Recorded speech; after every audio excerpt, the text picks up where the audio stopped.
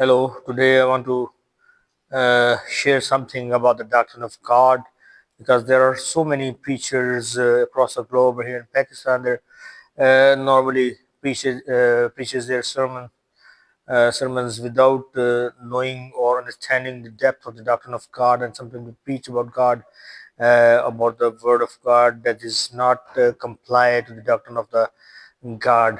This is very necessary doctrine, and we have to have some knowledge from the Holy Bible about this doctrine, because there is no other source to know the doctrine of God. Only the Holy Bible is our reliable source from which we can learn about this doctrine. So, Holy Bible teaches us that our God is a triune God. He was Triune, He is Triune, and He will be a Trinity. So sometimes people talk about God's Trinity, and they have preached that God became a Trinity, or in some course of time he wanted to be a Trinity, or he communicate with humanity easily because of Trinity. These all things are true, but I must say that God is not a child, or he never was a boy, or then he became an old man. He never grow through stages, go through stages, and so there are never other things that God's never know about, and then he came to know about all those things. He never uh, be an unknown to anything uh, that is existed, or that is even non-existent. He is known of everything. He's omniscient. He knows everything. uh, Doctrine of God is a very beautiful doctrine. There are some typical things that we learn in this doctrine, that our God has some communicable attributes, and then some non-communicable attributes, and non-communicable attributes are his holiness, his glory, his Godhead that he never shares, and his love, his justice, and his mercy, and these are his attributes that he shares with us. And then God is all independent God. He's never an God that is dependent. He is sovereign God. He is immutable God. He never changes in the course of time. He is unchangeable God. This is called the immutability of God. And then um, of God is a very loving God, but at the same time, He is just God also. So there are a lot of things that we study in this doctrine, but in this short video, I can't be able to teach you all of those things. But the things that are very necessary, I want to teach, and I want to share those things with you. Today, we learn about the immutability, or the unchangeableness of our God. He is unchangeable God. And for this, I want to read from the book of Malachi, chapter 3, and verse 6. From the book of Malachi, chapter 3, verse 6. It is written here, "For I am the Lord, I do not change, therefore you are not consumed, O sons of Jacob."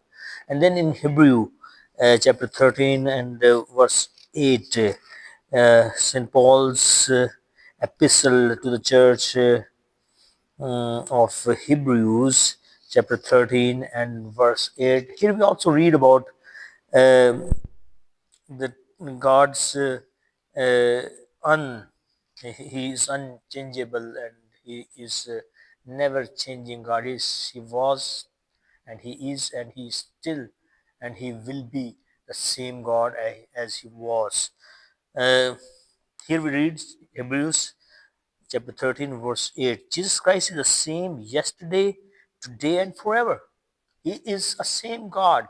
Just like the Father is the same Father from evermore to evermore, Jesus, as a Son of God, He is also an unchangeable, immutable God from everlasting to everlasting.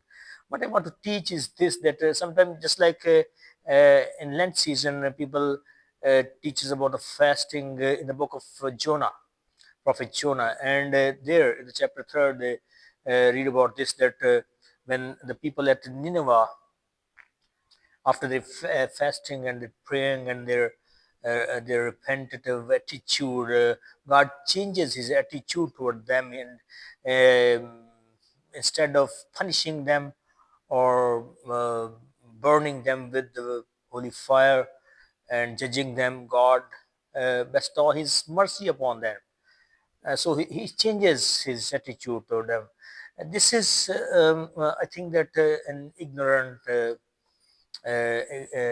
way to understand that fasting at Nineveh in the times of Prophet Jonah, because uh, the truth of the matter is this, that the same God, that who is a judge, who likes to be uh, to show his judgment over the wicked and satanic people, uh, and he judges them for their iniquities and their sins.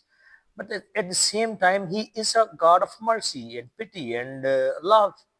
So if people repent from their sins and their iniquities toward God, and our God turn his that side of his mercifulness and his pitiful and his loveful attitude toward those people. So at the same time, he is a judge and he is a merciful God also. When the people of Nineveh was repented from their sins, God does not change his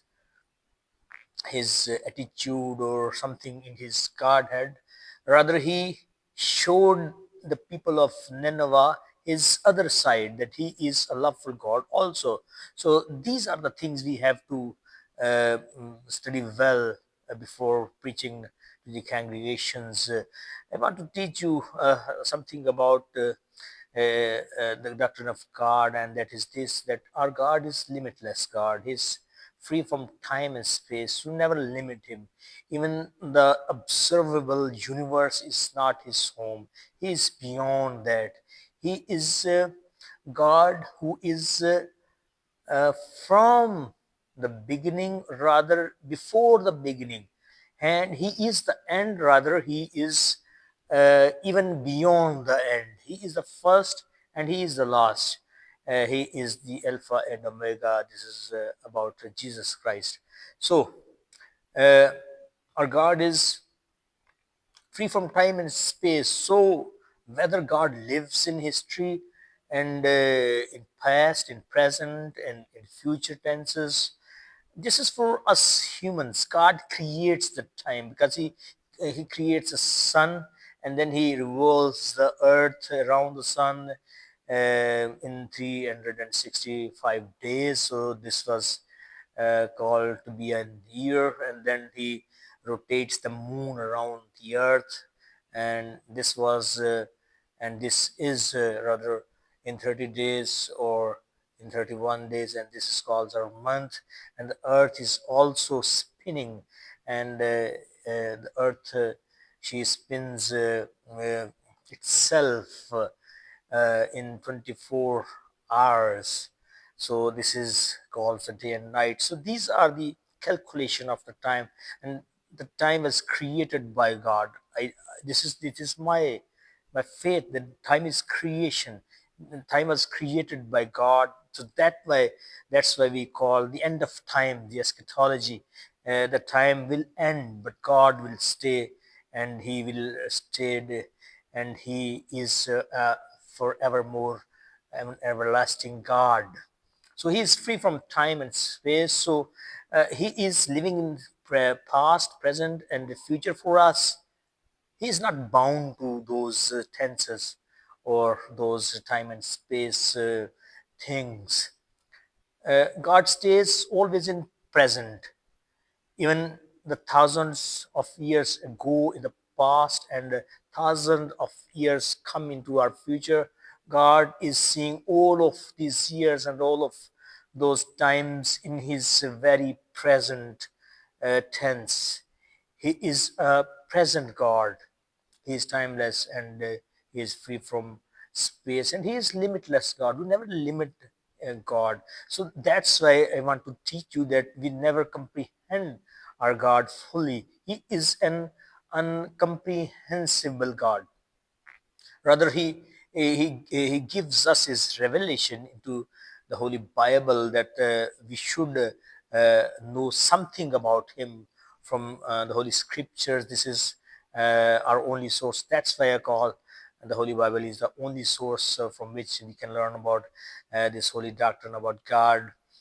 So whatever God reveals about himself, about his Trinity, about his Godhead in the Holy Scriptures, this is fully true, and this is his fullest of his revelation. We have our faith into this holy book, and God is revealing Himself into this book, and whatever He reveals about Himself is enough for us, all humans. Even in all eternity, we never comprehend or understand the God, godness or uh, the, the, the, the person of God fully, because we are creations and he is a creator. So whatever he is revealing about himself is enough for us, and this is the only thing we have to learn in the holy scriptures. So God is a God who stays the same, who stays the same in past, in present, and in future. Sometime we preach about the doctrine of God or some other biblical topics, and we preach like this that oh, then God changes his attitude, God changes himself, and he turned himself to his people. Before that, he was never turning toward his people, and then he think over it. Oh, just listen to me. God never thinks anything. He is whatever he is. He never plans something. Though in human history, sometimes we preach and we say that God have his plannings, but it does not mean that God plans as we plans.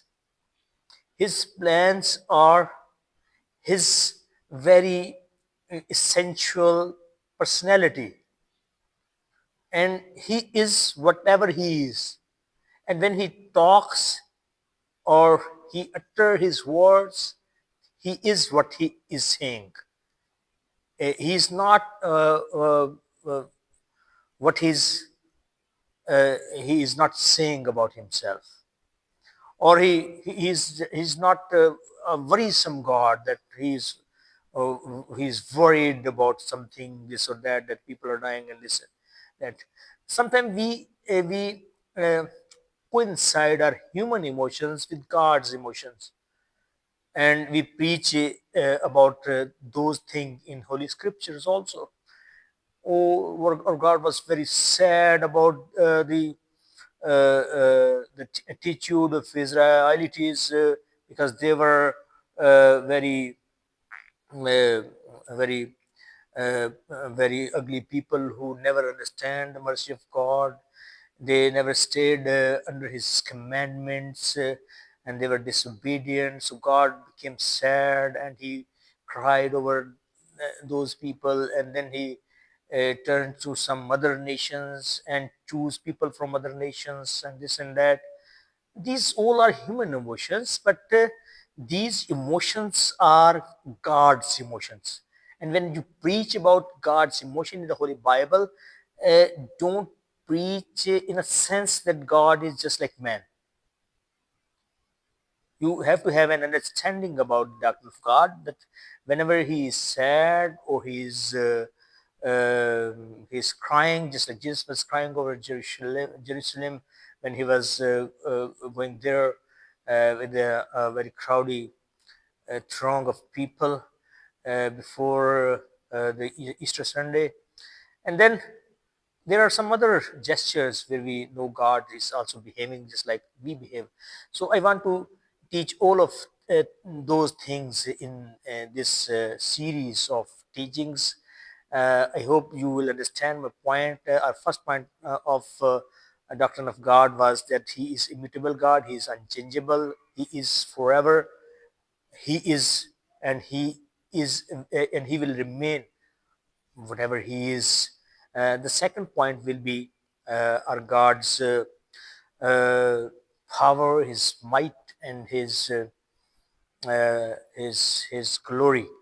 I hope that you will listen this and listen uh, and watch this videos and as well the other part also. Thank you, and God bless you.